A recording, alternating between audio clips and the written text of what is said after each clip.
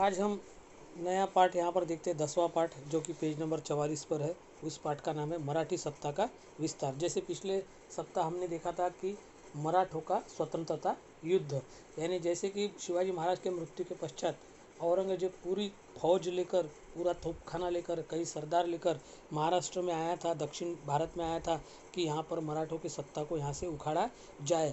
मगर इस संघर्ष में मराठों का विजय हुआ और मुगलों की सत्ता पराजित हुई और औरंगजेब की मृत्यु के बाद में यह संघर्ष खत्म हुआ। मगर उसके बाद में मराठी सत्ता का विस्तार जो है पूरे देश में हुआ, दिल्ली तक की सत्ता मराठों ने जीत ली। तो ये कैसे हुआ, क्या हुआ, तो मराठी सत्ता का विस्तार करने में कौन अग्रणी था, इसकी जानकारी हमको इस पाठ में लेना है। जैसे कि हमने देखा था कि राजा राम महाराज के मृत्यु के पश्चात महारानी ताराबाई ने अपना संघर्ष जारी रखा। उसी समय क्या हुआ कि शाहू महाराज, जैसे कि रायगढ़ में जब मुगलों ने रायगढ़ को घेरा था और रायगढ़ जीत लिया था, तब छत्रपति शाहू महाराज जो कि संभाजी महाराज के पुत्र थे, वह और उनकी माँ यानी संभाजी महाराज की पत्नी येसुबाई, इन दोनों को मुगलों ने कैद कर लिया था। तो जब औरंगजेब की मृत्यु हुई तो आजम शाह जो कि वहाँ का शहजादा था, उसने वो गद्दी संभाली।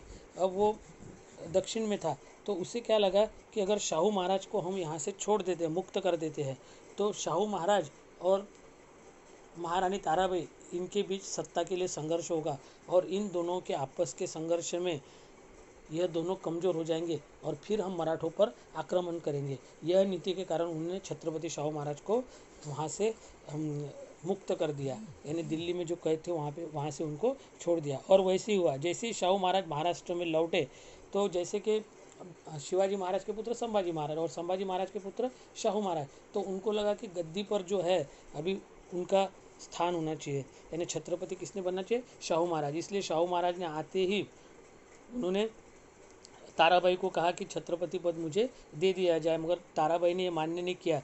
तो यहाँ पर क्या हुआ कि ताराबाई और छत्रपति, ये छत्रपति शाहू महाराज की फ़ोटो है, स्क्रीन पर देखो, ताराबाई और छत्रपति शाहू महाराज के बीच खेड़ यहाँ पर युद्ध हुआ, जिसमें कि छत्रपति शाहू महाराज जीत गए और उन्होंने सातारा को जीत लिया और स्वयं को छत्रपति घोषित कर दिया।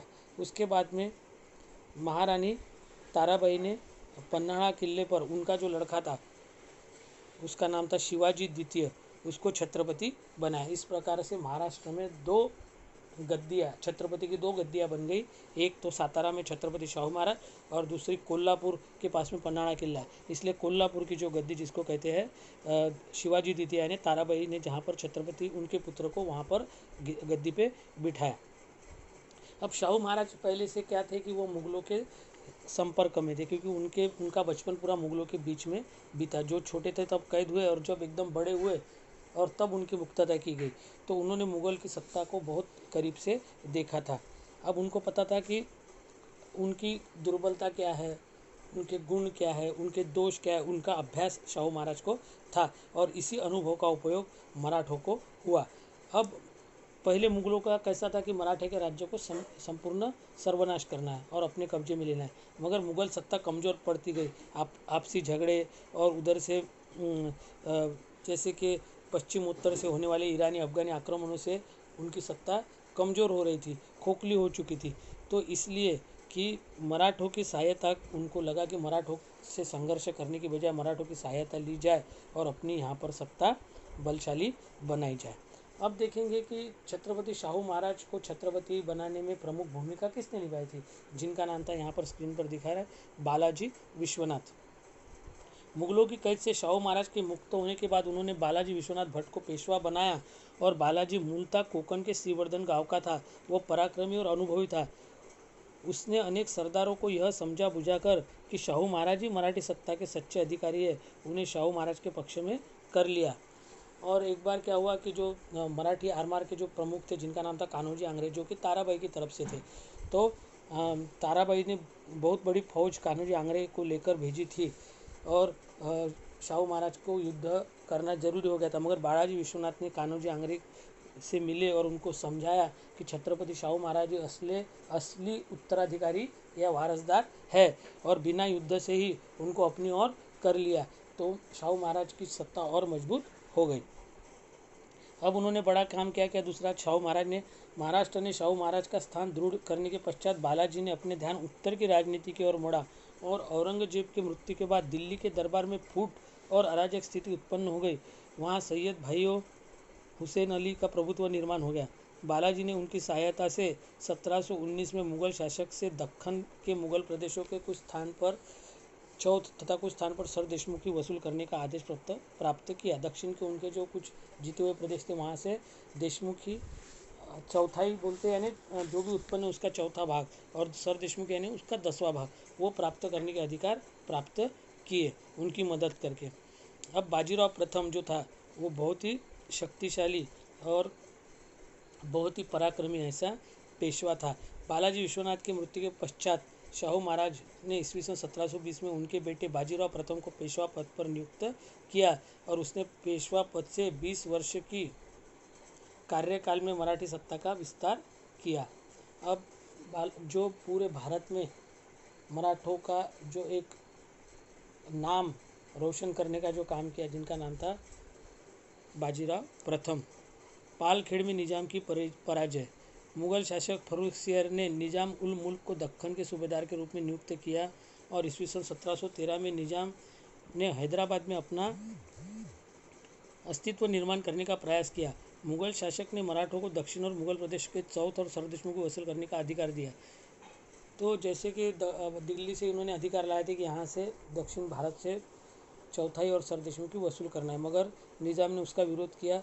तो निज़ाम और बाजीराव के बीच में पालखेड़ के वहाँ पर युद्ध हुआ, जहाँ पर पालखेड़ में पहले बाजीराव ने निज़ाम का पराभव किया और वापस से वो जो अधिकार है चौथाई और सरदेशों की वसूल करने का अधिकार मराठों को प्राप्त हुए। उसके बाद में मालवा क्षेत्र ये तो मुगलों के अधिकार में था। बाजीराव ने अपने भाई चिमाजी अप्पा के नेतृत्व में मल्हारराव होळकर, राणोजी शिंदे और उदाजी पवार को मालवा भेजकर वहाँ पर भी अपनी सत्ता स्थापन की और बुंदेलखंड जहाँ का राजा था छत्रसाल बुंदेला, आपने देखा था कि शिवाजी महाराज की प्रेरणा से वहाँ पे उन्होंने स्वतंत्र राज्य की स्थापना की थी। मगर बंगाल का जो सूबेदार था मोहम्मद खान बंगश, उसने बुंदेलखंड पर आक्रमण किया, तो उसको मदद करने के लिए उन्होंने इनको बुलाया था बाजीराव को। तो बाजीराव ने बिना विलंब की विशाल सेना लेकर बुंदेलखंड पहुंचा और बंगश को पराजित किया। तो उस मदद से खुश होकर बुंदेलखंड का कुछ भाग उन्होंने बाजीराव को देने का कबूल किया, सूबेदारी भी उनको मिली। उसके बाद में दिल्ली पर भी पहले बाजीराव ने आक्रमण किया था। भोपाल की लड़ाई में भी उसने निजाम को पराजित किया था। जैसे कि बाजीराव मुगल शासक परेशान हो गया और दिल्ली की रक्षा करने के लिए निजाम को बुला लिया। विशाल सेना के साथ निजाम ने बाजीराव पर आक्रमण किया। बाजीराव ने उसे भोपाल में पराजित कर दिया और निजाम ने मराठों को मालवा की सूबेदारी और आदेश पत्र मुगल के शासक से प्राप्त करवा देने का स्वीकार किया। पुर्तगालियों को भी पराजय किया। कोंकण के तटीय क्षेत्र वसई, ठाणे पुर्तगालियों के क्षेत्र में थे और पुर्तगाली जो थे वो प्रजा पे अत्याचार करते थे। तो पहले बाजीराव, जिनके भाई का नाम था चिमाजी अप्पा, उनको उसने पुर्तगालियों पर आक्रमण करने के लिए भेजा और उसने पुर्तगालियों का प्रदेश जैसे ठाणे और आसपास का प्रदेश जीत लिया। इसके पश्चात 1739 में वसई के किले को घेर लिया। किला बहुत मजबूत था। पुर्तगालियों के पास प्रभावी तोपें थी, परंतु चिमाजी ने बड़ी जीवटता से घेरा जारी रखा और पुर्तगालियों को आत्मसमर्पण करने के लिए विवश किया। परिणामतः वसई का किला पुर्तगालियों को बहुत बड़ा प्रदेश मराठों के अधिकार में आया। ईरान के शासक नादिर शाह ने भारत पर आक्रमण किया। जैसे ईरान से कुछ लोग बीच बीच में आक्रमण भारत पर करते रहते थे, तो वैसे एक नादिर शाह था जिसने भारत पर आक्रमण किया और उसे रोकने के लिए बाजीराव विशाल सेना लेकर उत्तर की ओर चल पड़ा।